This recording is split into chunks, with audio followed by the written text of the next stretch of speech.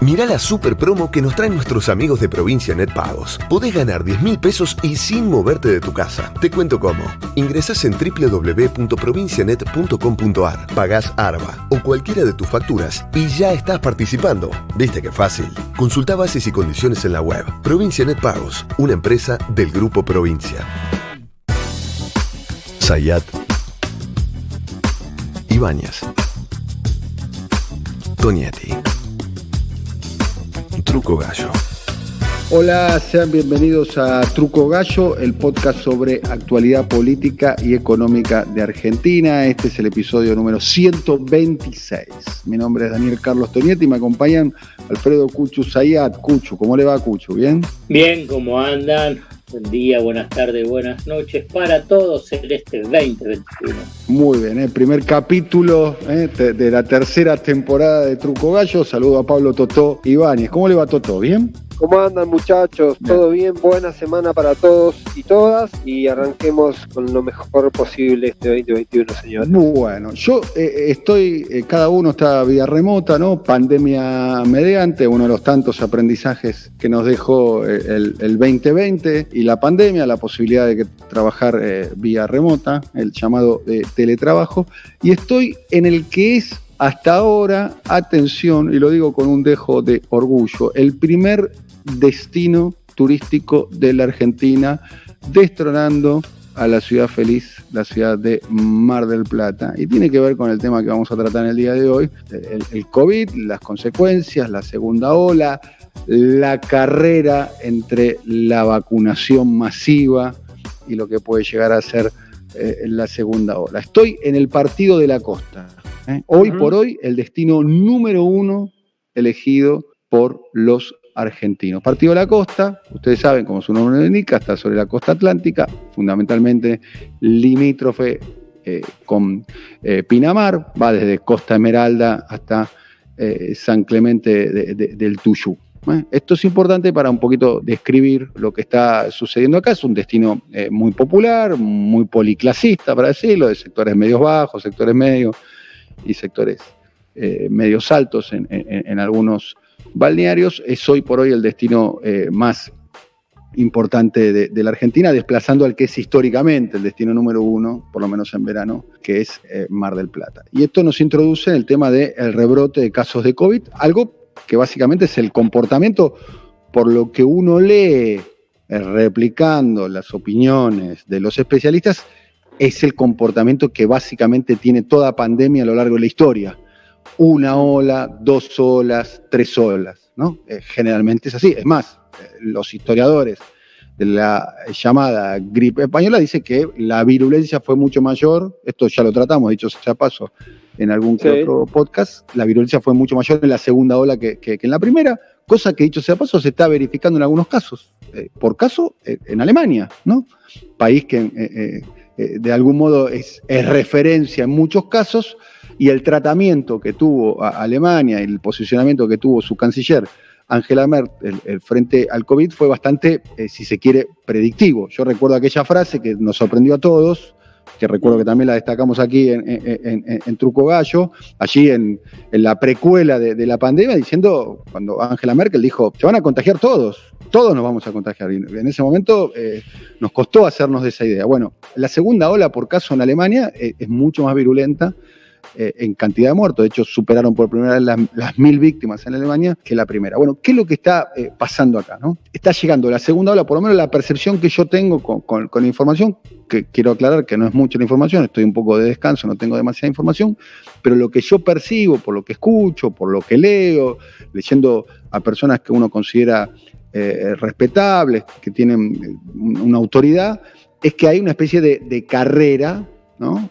Entre la segunda ola y la vacunación masiva, ¿no? Y que nosotros estamos en esa instancia. Digo, nosotros la Argentina y más o menos, salvando las diferencias, el mundo está en esa instancia. Y empieza, por lo menos acá en la costa, se vieron imágenes, no en el lugar donde estamos nosotros, estoy yo con mi familia, pero sí en otros lugares, se vio una especie de Covipalusa, ¿no? En Pinamar, en Mar del Plata, especialmente en aquellos balnearios donde van los jóvenes, las jóvenes, les jóvenes, o balnearios que están más ligados a la aglomeración, y se está evaluando, esto lo vamos a ir desarrollando en este capítulo, a ver, la idea de algo absolutamente novedoso de lo semántico y también de su significado, que es un toque de queda sanitario, que uno puede imaginar qué es, pero no se sabe exactamente qué es, porque es algo absolutamente novedoso. Existe el toque de queda, el toque de queda sanitario es una novedad, digamos, sería, y después la natural resistencia, yo te estuve leyendo, Pablo y demás, la natural resistencia con sectores de la sociedad y la idea del gobierno, que vos también la adelantaste, Pablo, de algunos sectores del gobierno de, por lo menos en ciertos balnearios, en ciertos lugares, incluso también en la Ciudad de Buenos Aires, la idea de, entre comillas, cerrar la noche, cierro comillas. Bueno, está presentado esto, ¿no? La segunda ola y el rebrote de casos de COVID. Pablo. El primer dato para poner sobre la mesa, Daniel, es que si efectivamente esto se comprueba y se consolida, que estamos en lo que empezó el crecimiento de casos que arrancó en la segunda semana de diciembre, efectivamente es la segunda ola, el primer indicio es que se adelantó al menos un mes respecto a lo que los especialistas, también los funcionarios oficiales, yo lo he hablado en su momento con funcionarios de Nación, de Ciudad, de Buenos Aires, de provincia también, todos estaban hablando de que la segunda ola se debía esperar, tomando un poco como referencia lo que había ocurrido en Europa, para el mes de febrero, con un poquito de suerte para marzo. Y ahí sí, esta idea de la batalla o de la carrera entre vacunación y segunda ola tenía mayor rigor de por lo menos empatarse, ¿sí? Llegar, lo que hemos hablado en algún momento, llegar al inicio de clases en marzo, en algunos casos está programado que arranque por lo menos espaciadamente en febrero, llegar a ese periodo como un deadline, una fecha clave, un momento importante, con un porcentaje importante de los argentinos vacunados, sobre todo los docentes, el personal esencial. Lo vuelvo a repetir, lo hemos dicho en otras ocasiones, aproximadamente si uno abarca tareas esenciales, salud, seguridad, fuerzas armadas, incluye a los docentes y agrega mayores de 60 años y personas con comorbilidades, aproximadamente, por ahí alguien me puede corregir un dato más, un dato menos, pero hablemos de 13 millones de personas. Uno podría imaginar que si efectivamente se lograra el propósito de vacunar 5 millones por mes, en enero y en febrero, algo que habrá que ver si efectivamente se logra, porque hay que ver la velocidad, todos coinciden en que el tiempo de vacunación resultó ir más lento que lo que se preveía, también puede ser una dinámica que se vaya ganando con práctica a medida que vayan pasando los días y las semanas. En ese caso podríamos arrancar marzo ya con un porcentaje importante, por lo menos de los sectores más expuestos, inmunizado por la vacuna. Ahora, eso con un pico o con una segunda ola arrancando, ya consolidándose, si se mantiene esta idea de la semana pasada, 2 días con más de 11.500 casos, un número muy importante, si lo comparamos con la secuencia y con la curva histórica, estamos hablando de un problema mucho más serio en lo que tiene que ver a ver si efectivamente se llega con la vacunación. Como claramente no se llega con la vacunación, se empiezan a administrar, a contemplar, a prever, a analizar medidas de otro tipo. Y ahí sí aparece el famoso toque de queda sanitario, que es una especie de decir toque de queda con fines sanitarios, no porque tenga otra particularidad, un toque de queda, un esquema de tiempo horario de entre las 10 de la noche y las 6 de la mañana. Esto es lo que de alguna manera un funcionario me sintetizaba ayer, esta idea de cerrar la noche como un poco de contagio donde se aglomeran los jóvenes son un vector de contagio, entre la noche, los hábitos, de alguna manera queda todavía más en un segundo plano las medidas de precaución respecto al COVID, y eso ha hecho que se convierta en un foco muy importante la aglomeración, la permanencia. ¿Por qué me parece y por qué aparece bastante claro la idea de noche y toque de queda sanitario? Porque por lo menos en las previsiones iniciales no aparecen restricciones de tipo comercial ni de tipo vinculado a la producción. Todo lo que tendría que ver con la actividad económica de lo comercial, que no esté relacionado ni con el entretenimiento, que es lo que uno puede referenciar genéricamente como noche, todo lo otro podría, en la primera línea, en el primer criterio de evaluación, podría seguir con cierta normalidad y pidiendo justamente que haya o que se reactiven los controles y las medidas de prevención. ¿Por qué también esto tiene su relatividad? Porque en otras experiencias, este lunes se volvió a conocer una decisión de Boris Johnson, el premier británico, extendiendo y agudizando y ampliando las condiciones de la restricción en Gran Bretaña, justamente por el tema de la segunda cepa. En la Argentina aparecieron algunos indicios de cepa no convencional, por lo tanto, ¿qué quiero decir? Que ser pájaro de mal agüero, sin plantear, digamos, un escándalo hacia adelante, que el escenario original es pensar la actividad nocturna y la actividad que refiere a los jóvenes, y después, o por lo menos en la primera instancia, no tocar todo lo que tiene que ver con la actividad económica del comercio, de la industria y otro tipo de desarrollos. Habrá que ver si eso efectivamente llevado adelante cumple el propósito de reducir la expansión del virus, de bajar la línea de contagio, y no es necesario tomar una medida más restrictiva que hoy por hoy. Vuelvo al caso de la carrera entre la segunda ola y la vacunación. Si la segunda ola la tenés hoy, la vacunación no llega, y evidentemente lo que tenés que hacer es ganar tiempo, y ahí empieza la discusión respecto en el gobierno. Este martes, cuando esto salga, cuando se publique este episodio, ya se va a conocer lo que pasó, pero este martes se está reuniendo Axel Kicillof en San Bernardo con los intendentes bonaerenses de la costa atlántica y de manera remota con los intendentes de toda la provincia, para empezar a buscar un punto de acuerdo y una especie de consenso político para las medidas que tengan que venir, que francamente todos coinciden que algún tipo de medida restrictiva va a tener que venir, tengan un soporte político, porque también acá aparecen dos cuestiones. Una primera cuestión es el tiempo. Uno imagina que no se puede ir a medidas restrictivas con calendario abierto, que cualquier medida restrictiva que venga, lo más probable es que venga con un plazo predeterminado, que vamos a cerrar por 7 días o por 10 días, desde el 6 de enero hasta el 15 de enero. Esa medida, esa restricción, va a ser una forma también de sumar volumen o darle más cuerpo. Primero, que sea más fácil o tenga más compromiso de cumplimiento por parte de las autoridades, que ese también es un componente difícil, porque las fiscalizaciones, los controles están fallando, más allá de que se detectan una cantidad enorme de fiestas clandestinas, evidentemente eso está ocurriendo. Pero además, la idea de ponerle una especie de estos son 10 días, aguantemos estos 10 días, le puede dar más volumen para el cumplimiento, porque el riesgo que aparece, y también ahí la reunión de Kicillof con los intendentes tiene que ver con eso, las gestiones, que por ahora son en el plano de salud, pero que tiene que ver con la ciudad de Buenos Aires y el gobierno nacional, tratar de reconstruir ese consenso sanitario, porque la medida, en el caso que sean una restricción, se puede topar con una rebelión social, sobre todo de los jóvenes, que son los que más incumplen. No quiero ponerme tampoco a hacer una guerra del cerdo al revés, pero digo, evidentemente está ocurriendo eso por las experiencias personales, por los datos que trascienden, por las imágenes, por lo que uno conoce, por lo que uno va viendo.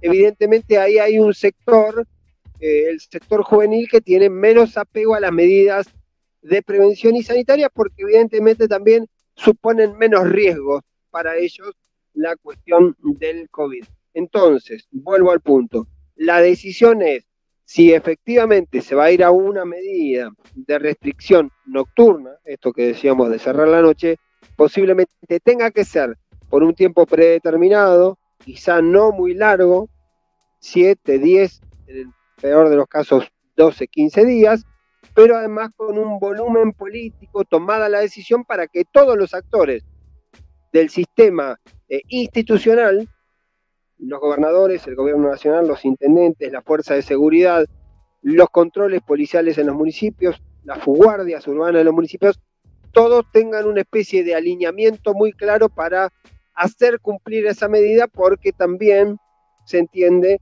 que si se tomase esa medida y fallase esa medida, ya las herramientas que te quedan a partir de eso son francamente muy pocas. Y el otro dato también a tener en cuenta, ahora se está mirando la costa atlántica, pero no se puede desvincular porque los datos que se están dando justamente en el Gran Buenos Aires, se están dando en el AMBA. Cava, la ciudad de Buenos Aires, tuvo el día 31 1.400 casos, una cifra enorme, casi comparada con los récords que anduvo en cerca de los 1.600, por lo tanto se está registrando ese dato.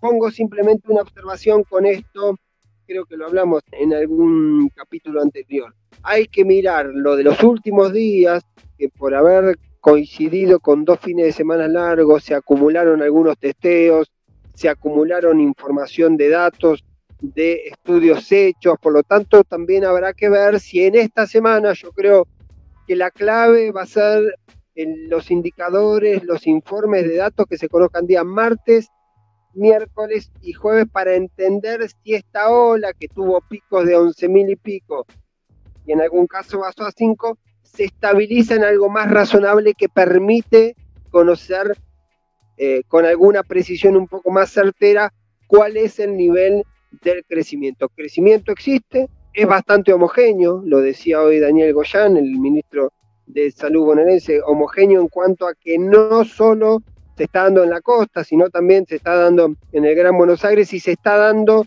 en ciudades importantes que no están pegadas al conurbano, es decir, es un fenómeno que tiene que ver con las grandes concentraciones urbanas y que básicamente tiene que ver con un relajamiento en los cuidados que posiblemente coincida con la fiesta, pero básicamente coincida con que se fueron relajando. No sé, esto es una experiencia personal, pero yo estuve de visita en la casa de un familiar y por momentos salía a recorrer a la noche en auto y veía muchos chicos y prácticamente la ausencia total de barbijos y algunos lugares donde había gente comiendo, por más que era al aire libre, muy amontonados. Entonces, evidentemente, hubo un relajamiento en lo que tiene que ver con las medidas de cuidado, y eso es lo que puede repercutir, lo que TIC trata de poner el ojo el gobierno o los gobiernos, es evitar que cuando venga una medida eso sea demasiado tarde.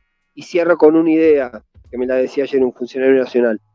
El riesgo de la demora no solo es sanitario, sino que rápidamente la opinión pública pasa de creer que la cuarentena fue innecesaria a pensar o a levantar ese discurso de la infectadura, a decir que no hiciste nada. Entonces, puede ser la cuestión del tiempo para tomar una medida es importante en ese sentido, no solo para ver en qué momento de la curva reaccionás para tratar de frenar ese crecimiento, sino también lo que tiene que ver con qué músculo político y en qué momento tomás la decisión y lográs que esa decisión se cumpla, sea eficaz, no solo desde el punto de vista sanitario, sino también se pueda llevar a la práctica y establezca además la autoridad del Estado diciendo, muchachos, por 10 días tenemos que cortar esta actividad o estas actividades porque es necesario desde el punto de vista sanitario. Pablo, muy interesante lo que contabas y me gustaría relacionarlo con lo que tiene para contarnos, seguro,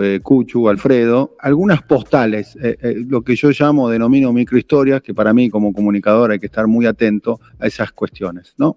Yo la verdad que hacía muchos años que no venía al partido de la costa, lo que es la costa atlántica, insisto, ¿no? Santa Teresita, Mar de Ajó, Mar del Tuyú, San Clemente, Las Toninas, Aguas Verdes, San Bernardo, el lugar donde va a haber la reunión de Kicillof con intendentes de la zona y demás. Y uno tiene un poco de experiencia, de recorrido, de haber estado en la costa, particularmente nosotros íbamos a Gesell, y vos te das cuenta del termómetro de la temporada, ¿no? Lo local, la circulación, si hay fila y demás. Son solamente Polaroids, no quiero decir que estos sean definiciones de lo que está pasando en la costa, insisto, es 100.000 habitantes, 440.000 plazas, estamos hablando del destino turístico hoy número 1 de la Argentina, superando a Mar del Plata. Bueno, locales en la principal de San Clemente del Tuyú, vacíos, en la principal, vacíos. No todos, no estoy hablando de todos, no estoy diciendo están todos vacíos, pero algunos vacíos, que no se pudieron alquilar o los propietarios decidieron no asumir la responsabilidad de abrirlos y demás. Hoteles. Después esto lo estuve hablando con algunas autoridades acá locales del Partido de la Costa. Hay hoteles que directamente están cerrados, porque no pudieron abrir, porque no le tenían fe a la temporada. También es cierto que el nivel de ocupación acá es alto. Bueno, reitero, el destino número 1 ahora. Mucha gente alquilando casas, ¿no? Quizás evitando al hotel. Otra Polaroid, un poco para hacer un poco el enlace de lo que vos describías también con Alfredo, porque me parece que la trama y el revés de la decisión de volver a cerrar o hacer algún tipo de cuarentena un poco más estricta es la economía, ¿no? La marcha de la economía en un año electoral, en una economía que está muy golpeada, que todavía no sale de la recesión o le cuesta salir de la recesión. Una persona, un contacto mío que se dedica básicamente a la provisión de café en empresas, o sea, una cosa que está muy ligada a la actividad económica, conversando sobre cómo venía el año, lo que me planteaba es, persona que dicho sea paso, acompaña las iniciativas del gobierno, o sea, tiene afinidad con el actual gobierno, con el actual oficialismo. Aclaro, su posición ciudadana es esa. Sostenía que, les leería el mensaje textual, digamos, de hecho lo voy a buscar para compartirlo con ustedes. Dice, tuvimos 9 meses de encierro para supuestamente preparar todo lo necesario para un rebrote y ahora están empezando a vacunar. Así que no sería muy lógico terminar de destruir a las pymes con otro encierro obligatorio. Planteo esto, insisto, es una Polaroid, no estoy diciendo que todas las pymes tienen estas circunstancias y demás, y tampoco con respecto a la descripción que hice sobre San Clemente y los hoteles cerrados. No están todos los hoteles cerrados, aclaro, pero me llamó la atención hoteles en posiciones céntricas que tenían el cartel diciendo nos vemos la temporada que viene. Bueno, Cuchu, ¿está la economía como para un cierre? Digamos. La clave, si está vinculado con el tema de la economía 2021 está íntimamente ligada con lograr la inmunización con la vacuna para poder emprender un círculo virtuoso de crecimiento.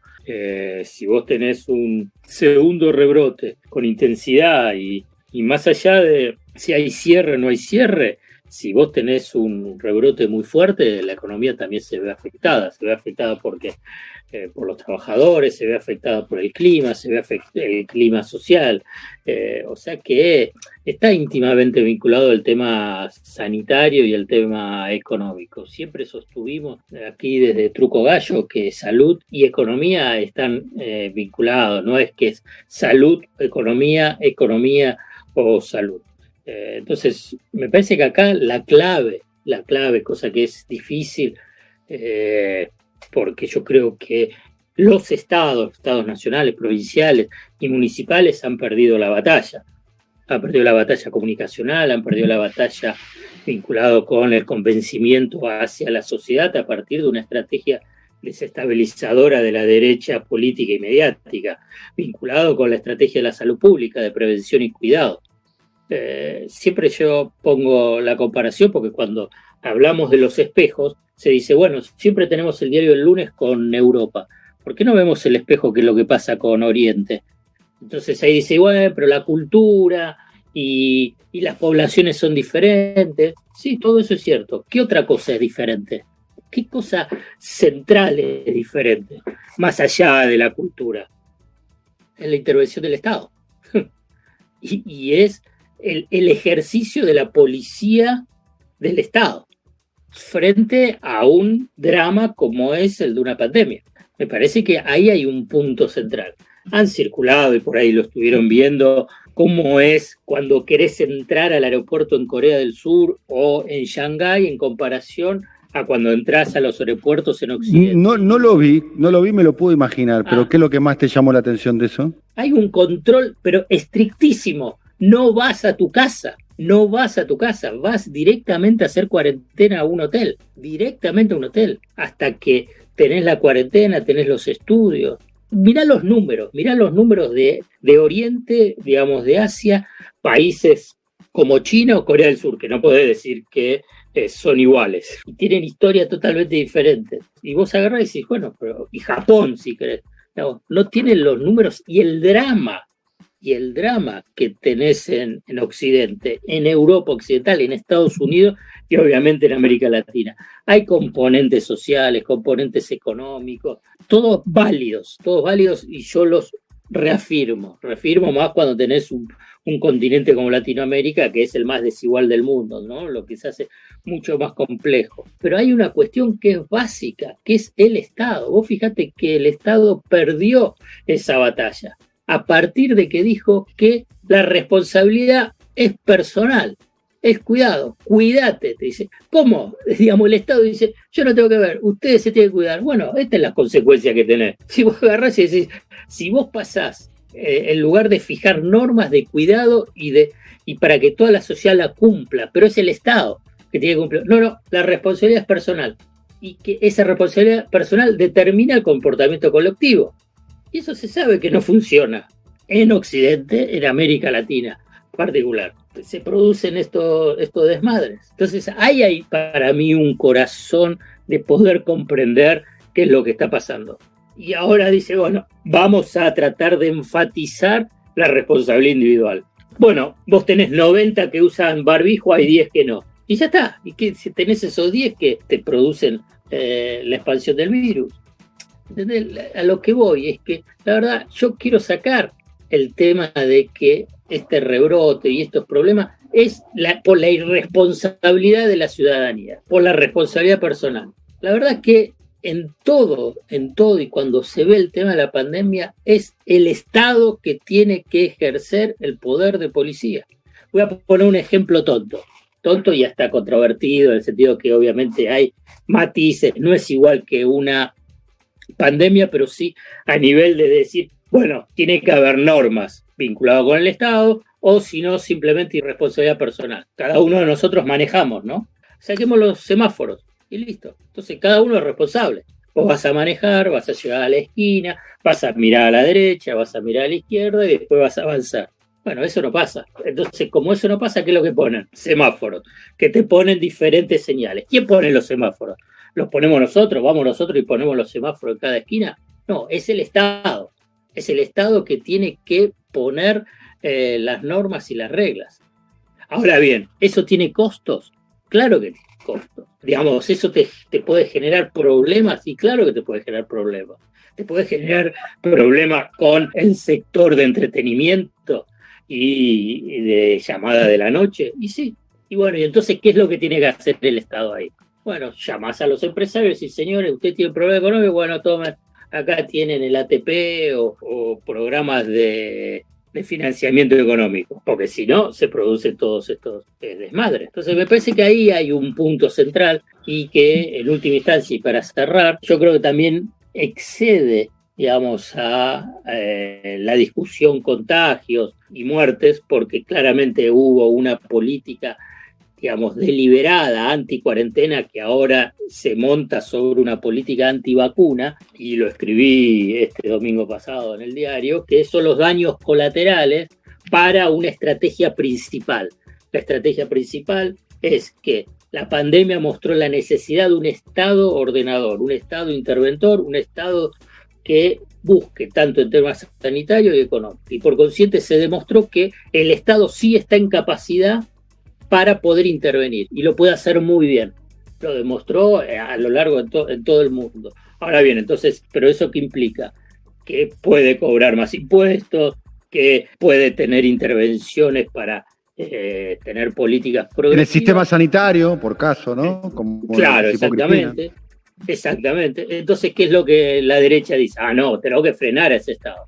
El Estado entonces tiene que fracasar en términos sanitarios, y entonces culpabilizás al Estado, que es un poco lo que mencionaba antes, decir, bueno, que la cuarentena no sirvió y que ahora está fracasando, y me parece que ese para mí es el corazón de lo que es una discusión política sanitaria económica. Hay una cuestión también que de la propia semántica, del significado de las palabras, que va en el sentido de lo que vos decís, Alfredo, es que no se quiere presentar ni siquiera como toque de queda, que naturalmente está vinculado, es un instituto de la Constitución Nacional, está en la Constitución, pero está vinculado a los momentos de autoritarismo de la Argentina, ¿no? El toque de queda era el paso previo a los golpes militares, el toque de queda o el estado de sitio se aplicó muy pocas veces en democracia. Bueno, creo que la última vez que se quiso aplicar el estado de sitio en la Argentina fue el 19 de diciembre del año 2001, ¿no? El gobierno de la Rúa, con el desenlace que eso después trajo. No estoy comparando un evento con otro, ¿no?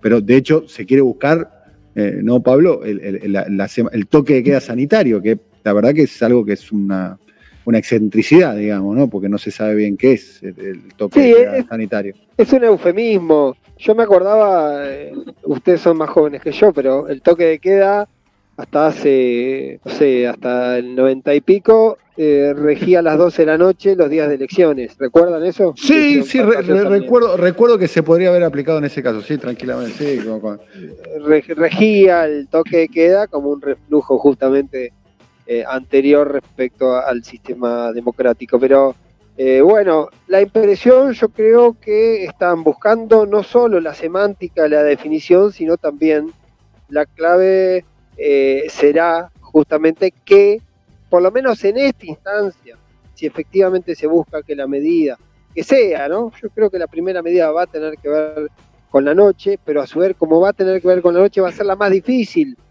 Va a ser la más difícil porque justamente puede ser ahí al que tocas es al sector más rebelde, que son los jóvenes que vienen armando hace meses fiestas clandestinas o participando de fiestas clandestinas, digo, no armando porque siempre hay algún pícaro que hace negocio con eso.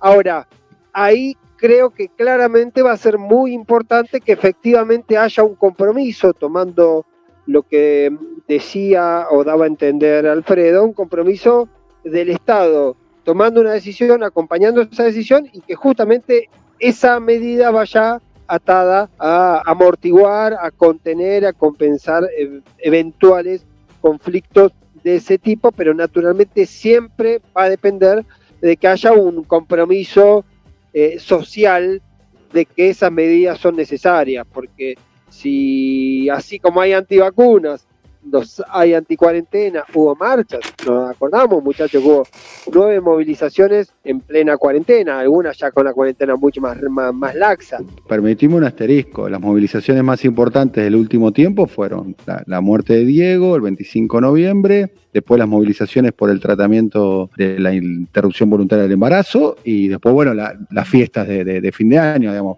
Ahí hay un combo de movilización popular importante, ¿no? En esas tres. No las estoy invalidando de ninguna manera. De hecho, participé de ellas, en algunas. Está bien, pero justamente tiene que ver con la idea general de que la pandemia había terminado. El consenso social que en su momento funcionó para que los primeros 15 días allá, el 20 de marzo, prácticamente no ande nadie por las calles, al cerrar este año, con algunos episodios sociales, masivos, populares y demás, de alguna manera se terminó de bajar la persiana de que, bueno, muchachos, la pandemia ya pasó porque esto está permitido.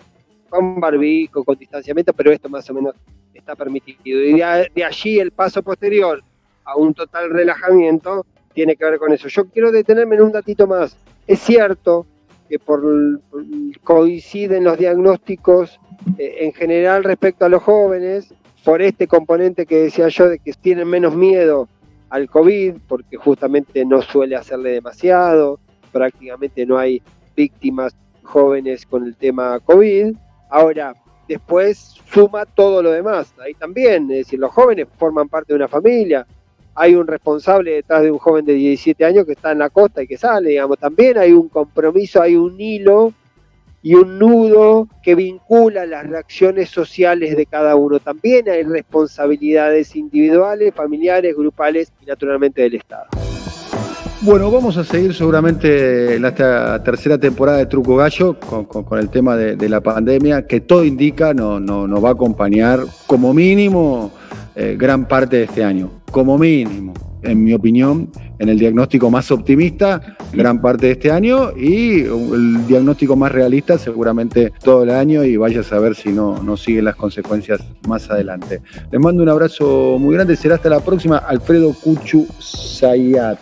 Un abrazo inmenso para cada uno. Un abrazo muy grande. Cuídese esa garganta, por favor, Cuchu. Los saludo al alcalde de Gonet, Pablo Totó Ibáñez. Alcalde, hasta la próxima. Hasta la próxima, saludos para todos, buena semana.